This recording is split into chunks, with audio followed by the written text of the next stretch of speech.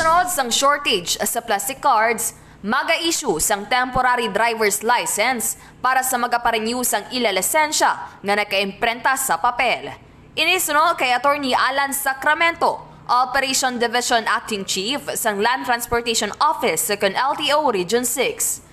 Dugang pa niya, valid kag iga-acknowledge ni sa bugos nga pungsod nga sandigman sa direktiba ni LTO Chief Assistant Secretary J.R. Tugade.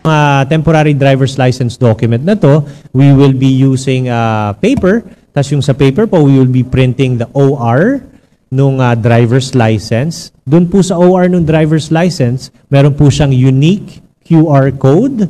So doon po sa unique QR code, that is one way for the law enforcers to validate whether or not the OR is legitimate and whether that it is authentic.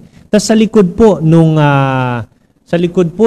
OR, so nagpasa na rin po kami dito ng MC, ng office order. So sa likod po ng OR, nire-require rin po namin yung mga offices namin ngayon na doon po i-print yung driver's license, which would have been printed on the plastic card. Samtang, pareho man sa gihapon nga proseso ang pagasundon sa pagparenew, apang agud ma-identify nga authentic ang temporary driver's license.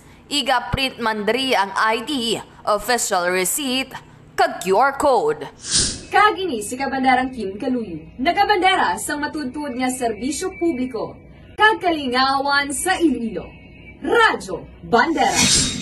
Ang ining balita ang ginadulong sa inyo sang DTX Coffee Mix. Himo sa natural nga sangka pareho sang amarkuso, chia seeds, sugared cane extract powder. DTX Coffee Mix. Nakakapi ka na, naka-detox ka pa. DTX Coffee Mix. Mabakal sa mga butika.